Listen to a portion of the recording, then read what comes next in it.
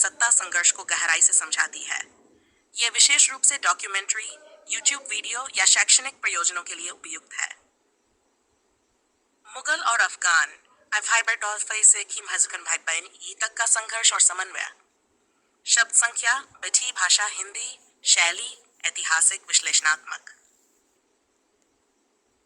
भारत के मध्यकालीन इतिहास में भारत पर डॉल्सबी से इन पहली ई तक का कालखंड अत्यंत महत्वपूर्ण और घटनापूर्ण रहा। यह वह समय था जब मुगल वंश की स्थापना बाबर ने की और वहीं दूसरी ओर अफगान वंश की विशेषकर लोदी वंश और बाद में शेरशाह सूरी के नेतृत्व में सत्ता में वापसी के लिए संघर्षरत रहा। इन 3 दशकों में सत्ता का पलड़ा बार बार बदला। बाबर ने दिल्ली सल्तनत को हराकर मुगल साम्राज्य की नींव रखी। हुमायूं ने उसे संभालने का प्रयास किया, लेकिन शेरशाह ने अफगानों की ताकत दिखाते हुए मुगलों को भारत से बाहर कर दिया। ये राजनीतिक अस्थिरता, सैन्य नवाचार, प्रशासनिक प्रयोग और सांस्कृतिक संक्रमण का काल था। बाबर का भारत आगमन और मुगल साम्राज्य की नींव बाबर कौन था? बाबर तैमूर पिता की ओर से और चंगेज खान मां की ओर से का वंशज था।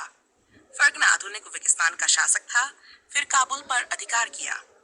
भारत पर आक्रमण के पीछे 3 कारण। फर्गना की स्थिति अस्थिर थी। दिल्ली सल्तनत कमजोर थी। बाबर को भारत की धन दौलत और स्थिरता आकर्षित करती थी।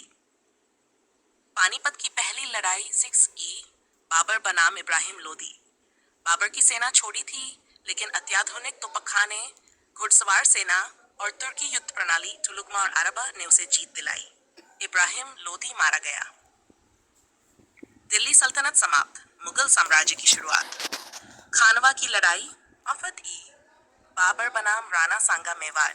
यह युद्ध भारत में मुगलों के स्थायित्व के लिए निर्णायक था। राणा सांगा की हार से बाबर की शक्ति मध्य भारत तक फैली। घाघरा की लड़ाई बाबर बनाम अफगान शासक महमूद लोदी, इब्राहिम लोदी का भाई। गंगा के किनारे युद्ध हुआ, अफगानों की हार। बाबर की मृत्यु के समय मुगल साम्राज्य की नींव मजबूत हो चुकी थी। उत्तर भारत, दिल्ली, आगरा, पंजाब और गंगा के मैदान पर उसका नियंत्रण था। हुमायूं का अस्थिर शासन, सनारूढ़ी और चुनौतियां। बाबर की मृत्यु के बाद उसका बेटा हुमायूं सत्ता में आया, परंतु उसकी स्थिति कमजोर थी। राज्य में कई विरोधी ताकतें सक्रिय थी। अफगान शासक, गुजरात का बहादुर शाह 3, बंगाल का महमूद शाह, पंजाब में शेरशाह सूरी। गुजरात और बंगाल के अभियान। गुजरात अभियान में सफलता तो मिली, परंतु जल्द ही बहादुर शाह ने सत्ता पुनः हासिल कर ली। बंगाल में अस्थिरता और सैनिक खर्च के कारण हुमायूं की स्थिति कमजोर बनी रही। शेरशाह का उदय। बिहार में सक्रिय शेर खां, बाद में शेरशाह सूरी, एक अत्यंत कुशल सेनापति और प्रशासक था। उसने रणनीति, प्रशासन और जनता से समर्थन के बल पर हुमायूं को चुनौती दी। शेरशाह सूरी और अफगानों की वापसी पर सूरी वंश की जीत थी। कन्नौज की लड़ाई, हुमायूं बनाम शेरशाह। यह निर्णायक युद्ध हुमायूं की हार और भारत से निष्कासन का कारण बना। शेरशाह ने दिल्ली जीत ली और सूरी वंश की नींव रखी। शेरशाह सूरी का शासन और प्रशासन,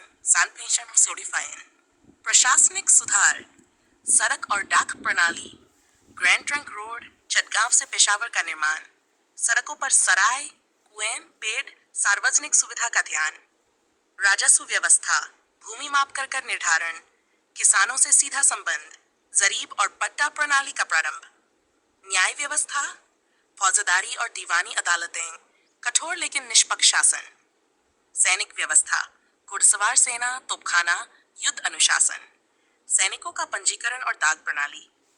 सांस्कृतिक योगदान, शेरशाह एक धर्मनिष्ठ मुस्लिम था, लेकिन धर्मनिरपेक्ष शासन का समर्थक था। शेरशाह का मकबरा सासाराम, बिहार, वास्तुकला का अनूठा उदाहरण है। मृत्यु, में कालिंजर के किले में विस्फोट से घायल होकर मृत्यु। सूरी वंश का पतन, उत्तराधिकार संघर्ष। शेरशाह के बाद उसका पुत्र इस्लाम शाह सत्ता में आया, लेकिन कमजोर साबित हुआ। फिर अफगान साम्राज्य आपसी संघर्षों में उलझ गया। मुबारिज खां, आदिल शाह, हेमू जैसे सेनापति उभरे। हुमायूं की वापसी फुटवे-ई। हुमायूं फारस ईरान गया, जहां से उसे सफवी शासक तहमस्पकस का समर्थन मिला। 1555 में उसने पंजाब और दिल्ली पर पुनः अधिकार कर लिया। सिरहिंद की लड़ाई। हुमायूं बनाम अफगान सेनापति सिकंदर शाह सूरी। मुगलों की जीत, दिल्ली में हुमायूं की वापसी। हुमायूं की मृत्यु और अकबर का उदय। हुमायूं दिल्ली में शेर मंडल, पुराना किला की सीढ़ियों से गिरकर मृत्यु को प्राप्त हुआ। उसके बाद उसका पुत्र अकबर गद्दी पर बैठा और मुगल साम्राज्य का वास्तविक स्वर्ण युग प्रारंभ हुआ। ऐतिहासिक महत्व और विश्लेषण। इस काल की प्रमुख विशेषताएं। सत्ता परिवर्तन और संघर्ष का युग, मुगल बनाम अफगान। तोपखाने का प्रयोग, युद्ध रणनीति में बदलाव, प्रशासनिक नवाचार, शेरशाह द्वारा दी गई व्यवस्थाएं अकबर और आगे के मुगलों ने अपनाई। सांस्कृतिक संक्रमण। फारसी प्रशासन, भारतीय परंपराओं और स्थानीय परिप्रेक्ष्य का मिश्रण। स्थापत्य, शिल्प और सड़क व्यवस्था में उन्नति। निष्कर्ष। इन बाद वित्सिफ ICC तक का समय भारतीय इतिहास का संक्रमण काल था। बाबर ने तुर्क मुगल परंपरा के साथ भारत में सत्ता स्थापित की। हुमायूं उसे स्थिर न कर सका और शेरशाह ने अफगान गौरव को पुनर्जीवित किया। परंतु यह भी सच है कि शेरशाह की मृत्यु के साथ अफगान शासन फिर से बिखर गया और मुगलों ने 1555 से पुनः भारत की सत्ता पर नियंत्रण कर लिया। ये युग भारत में मुगल प्रशासन की नींव, आधुनिक युद्ध प्रणाली और प्रशासनिक नवाचारों का जनक बना, जो आगे आने वाले अकबरी युग में परिपक्वता को प्राप्त करते हैं। चित्र वीडियो